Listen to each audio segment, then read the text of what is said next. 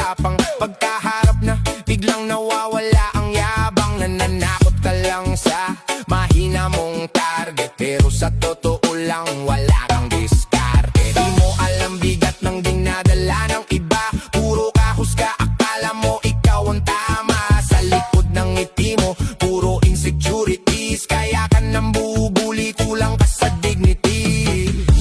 Hindi ako uurong, di ako mapipinag,